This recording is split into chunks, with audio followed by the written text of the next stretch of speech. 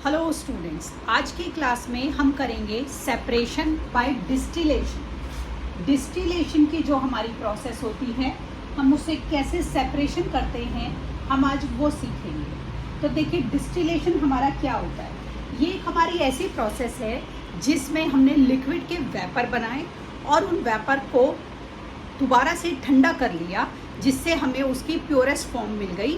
किस तरीके से, देखिए, मान लीजिए मैंने एक सॉल्ट और वाटर का सल्यूशन बना लिया। अब सॉल्ट और वाटर के सल्यूशन को सेपरेट करने के लिए हम अपनी पिछली क्लासेस में सीख चुके हैं कि हम इवेपोरेशन की प्रोसेस का यूज़ करते हैं, जिसमें हम पानी को इवेपोरेट करते हैं और नीचे हमारा सॉल्ट बच जाता है। तो अब एक ही चीज़ को मतलब सेपरेट करने के लिए हम अलग अलग मेथड में यूज़ कर सकते हैं।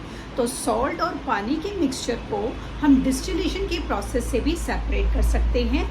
इसमें हम क्या करेंगे, इसमें हम सॉल्ट और वाटर के सल्यूशन को गर्म करेंगे, जिससे जो वेपर बनेंगे हम उनको फिर से ठंडा करेंगे। और जब हम वेपर को ठंडा करेंगे तो हमें वाटर अलग मिल जाएगा और सॉल्ट जो है वो हमारा टम्बलर है या जो भी फनल है या जो भी हमारा फ्लास्क है उसके अंदर हमारा बचा रह जाएगा। तो जो ये डिस्टिलेशन की प्रोसेस है, इसे हम दो मिक्सेबल लिक्विड्स, मतलब दो ऐसे लिक्विड्स या जैसे कि ऐसे लिक्विड्स जो कि आपस में मिक्स हो जाते हैं, उन्हें सेपरेट करने के लिए भी यूज़ कर सकते हैं। लिक्विड में हमने सॉलिड मिला दिया, जैसे कि मैंने अभी आपको बताया कि पानी के अंदर हमने सॉल्ट मिला दिया, उसको सेपरेट करने के लिए भी हम यूज़ कर सकते हैं। तो इसके लिए देखिए हम क्या करते हैं, सिंपल है। हम क्या करते हैं डिस्टिलेशन की प्रोसेस में, जैसे कि हमने एक बर्नर लिया और बर्नर पर हमने बर्नर को जला दिया और ये हमारा मान लीजिए सॉल्ट सोल्यूशन था और ये हमारे जो थे इसके वेपर बनने शुरू हुए। तो यहाँ पर ना एक हमारा इंस्ट्रूमेंट हम यूज़ करते हैं जिसे हम बोलते हैं लाई बैक कंडेंसर। लाई बैक कंडेंसर हमारा क्या होता है, ये हमारा एक ऐसा फ्लास्क होता है जिसके चारों तरफ एक और फ्लास्क होता है। मतलब जैसे कि ये एक ट्यूब है, ठीक है, और इसके चारों तरफ एक और ट्यूब है, ये दोनों ही ट्रांसपेरेंट होती हैं। और ये वाली जो ट्यूब है, इसे इस ट्यूब का जैकेट भी बोलते हैं। ये लाई बैक कंडेंसर होता है। तो जब हम इसको वेपर हमारे उठेंगे तो वेपर को हम क्या करेंगे, हम इसके अंदर कलेक्ट कर लेंगे। और वेपर को जब हम इसके अंदर कलेक्ट करेंगे तो इसकी एक हमारी ना इस तरह से आउटर होती है, यहाँ से भी होती है, क्योंकि वेपर जो है हमारे बहुत ज़्यादा गर्म होंगे, हमारे वेपराइजेशन फॉर्म में है, गैसियस फॉर्म में है। तो यहाँ से हम क्या करते हैं, पानी का उसको देते हैं, पानी डालते हैं उस पर, जिससे हमारे वेपर ठंडे हो जाते हैं और वेपर ठंडे होकर हमारे इसके अंदर कलेक्ट हो जाते हैं।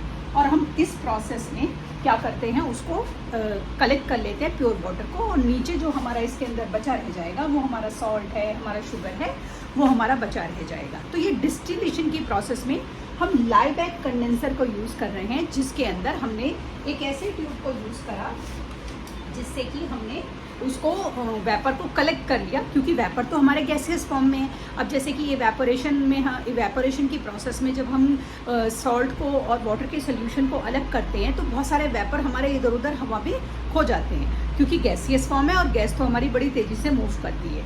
लेकिन जब लाई बैक हमारा कंडेंसर होता है तो इसमें जो हमारे वेपर होते हैं वो हमारे किसी भी तरीके से वो हमारे बाहर नहीं जाते हैं। हम ना जैसे इसको हमने इस तरीके से, देखिए अब ये टाइट हो गया, ठीक है, वेपर बने और ये इससे हमारा कनेक्ट है। अब कहीं से भी ये जो वेपर है ये बाहर नहीं भागेंगे और ये जो है हमारे इसी के अंदर आएंगे, ठीक है, इस तरीके से ये हमारे इसके अंदर आएंगे। तो ये जो प्रोसेस होती है इसे हम अपने डिस्टिलेशन बोलते हैं। जो डिस्टिल्ड वाटर होता है वो हमारे बहुत काम का होता है। हमारी जो इन्वर्टर की बैटरीज होती हैं, हमारी जो कार की बैटरीज होती हैं, उनमें डिस्टिल्ड वाटर डला होता है। जो आपका टैप वाटर है उसको आप प्योर करके डिस्टिल्ड वाटर में कन्वर्ट कर सकते हो। और ये जो प्रोसेस होती है ये हमारे रिवर्सिबल होती है। इसे हम get back to the earlier liquid, हम इसको दोबारा से अपना रिवर्सिबल प्रोसेस को कर सकते हैं। अब डिस्टिलेशन के वो प्रोसेस जिसमें हम दो या दो से ज़्यादा मिक्सेबल लिक्विड्स को हमें सेपरेट करना हो, वो हम कैसे कर सकते हैं। मान लीजिए आपके जो दो या दो से ज़्यादा लिक्विड जो आपस में मिक्स हो जाते हैं, वो हैं आपके kerosene oil, turpentine oil, diesel oil.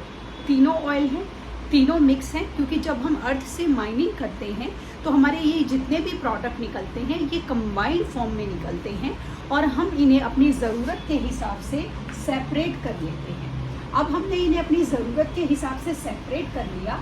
हमने इनको सेपरेट कैसे किया, ये तो कंबाइंड फॉर्म में थे। हम इनको सेपरेट इसलिए कर पाते हैं और हमें इसलिए करना होता है कि हमें इनकी अलग अलग ज़रूरत है, पहली बात, और इस वजह से कर पाते हैं कि इनके बॉइलिंग पॉइंट अलग अलग होते हैं। तो जिस लिक्विड का बॉइलिंग पॉइंट सबसे कम होगा वो सबसे पहले सेपरेट हो जाएगा, उसके बाद उससे ज़्यादा जिसका होगा वो सेपरेट हो जाएगा, और जिस लिक्विड का बॉइलिंग पॉइंट सबसे ज़्यादा होगा वो सबसे बाद में सेपरेट हो जाएगा। इसके लिए जो हम फनल लेते हैं, सेपरेटिंग फनल जो लेते हैं, वो हमारी इस तरीके से फनल होती है, हमारी सेपरेटिंग फनल, जिसके अंदर बहुत सारे हमारे आउटलेट होते हैं।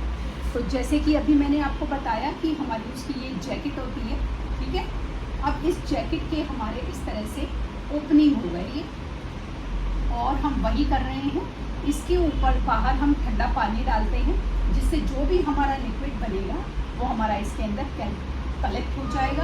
अब जैसे कि हमने मान लीजिए अर्थ से माइनिंग करी, जब हम अर्थ से माइनिंग करते हैं तो जितना भी हम ऑयल निकालते हैं वो सारा इम्प्योर फॉर्म में होता है और वो बहुत सारा मड से और कीचड़ से और बाकी सारी चीज़ों से भरा हुआ होता है, मिक्स होता है, और हम उस सारे ऑयल को वैसे ही यूज़ नहीं कर सकते जैसे हम उसे निकालते हैं, क्योंकि इससे हमारे इंजन्स, हमारी मशीनरीज़, उन सब के अंदर जब वो इम्प्योरिटीज़ जाएगी तो वो हमारे बहुत महंगे इंजन्स, हमारी बहुत वैल्यूएबल मशीनरीज़, इन सबको ख़राब कर देगी। तो इसका तरीका क्या होता है? इसका तरीका ये होता है कि हम इन्हें सेपरेट करते हैं। अब जब हम इन्हें सेपरेट करते हैं तो इसके लिए हमें बहुत ही कंट्रोल्ड और बहुत ही कॉशियस प्रोसेस का यूज़ करना पड़ता है। क्यों? क्योंकि ये सारे बहुत ही ज़्यादा हमारे फ्लेमेबल सब्सटेंसेस होते हैं जो कि फायर को आसानी से कैच कर लेते हैं, पहली बात। दूसरी बात, बहुत ज़्यादा वैल्यूएबल होते हैं। तीसरी बात, ये हमें इसलिए कि हमें इन सब के अलग अलग कंपोनेंट्स की ज़रूरत होती है। कि जैसे देखिए, अब हमारा टर्पेंटाइन ऑयल है, वो हमारा बहुत सारी पेंट वार्निशेस में यूज़ होता है। डीजल ऑयल हमारा बहुत सारे विलेजेस में और बहुत सारी चीज़ों में हमारा, हम उसको कुकिंग के लिए, जैसे स्टोव्स होते हैं उसमें हम केरोसिन ऑयल को यूज़ करते हैं। डीजल ऑयल हमारा ट्रकों को चलाने में यूज़ होता है। पेट्रोल आपका गाड़ियों को चलाने में यूज़ होता है। और इन सबसे भी ज़्यादा प्योर जो वाइट ऑयल होता है, जिसे वाइट पेट्रोल बोलते हैं, वो हमारा एरोप्लेन्स को चलाने में यूज़ होता है। ये जितने भी मैंने आपको 5 तरह के ऑयल बताए, टर्पेंटाइन ऑयल, केरोसिन ऑयल, आपका डीजल, आपका पेट्रोल और आपका वाइट ऑयल, ये हमें सारे जो हम अर्थ से हमने माइनिंग करी, उन्हीं से हम माइनिंग करने के बाद सेपरेट करते हैं। हम इन्हें सेपरेट इसलिए करते हैं क्योंकि हमारी ज़रूरत अलग अलग है। हर ऑयल का अलग अलग पर्पस है जो कि हमारी अलग अलग ज़रूरत को पूरा करता है, पहली बात। और हमारा सेपरेशन करना इनको इसलिए सक्सेसफुल हो जाता है क्योंकि इनका बॉइलिंग पॉइंट अलग अलग होता है। तो सबसे ज़्यादा बॉइलिंग पॉइंट अगर मैं बोलूँ टर्पेंटाइन ऑयल का है तो मैंने उसको सबसे पहले अलग कर लिया। उसके बाद केरोसिन ऑयल का है तो वो अलग हो गया, फिर आपके डीजल का है वो अलग हो गया, फिर आपके पेट्रोल का है वो अलग हो गया, और फिर आपका वाइट ऑयल जो था वो अलग हो गया। तो इस तरह फ्रैक्शनल डिस्टिलेशन जो हमने करा, फ्रैक्शनल जो हमारा डिस्टिलेशन था, उसकी प्रोसेस से हमने अपने ऑयल को या अपनी दो या दो से ज़्यादा इमिसिबल चीज़ों को हमने अलग अलग कर लिया। अब आप इस जैसे हमने ये किया, फ्रैक्शनल डिस्टिलेशन की प्रोसेस से हम अपनी एयर, जैसे कि हमारी एयर में बहुत सारे अमाउंट में नाइट्रोजन, ऑक्सीजन, कार्बन डाइऑक्साइड और बहुत सारी अलग अलग गैसेस हैं। अब हम हवा को देख तो सकते नहीं हैं और हमें नहीं पता कि जिस हवा में हम सांस ले रहे हैं उसमें एयर का क्या कॉम्पोजिशन है। ये तो हमने एक ना स्टैंडर्ड फॉर्म बना लिया कि हमारी एयर में 78% नाइट्रोजन है, 21% हमारा ऑक्सीजन है, इतना है।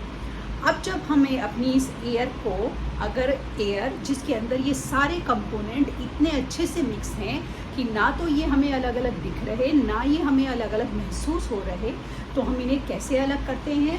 हम इन्हें फ्रैक्शनल डिस्टिलेशन की प्रोसेस से अलग करते हैं।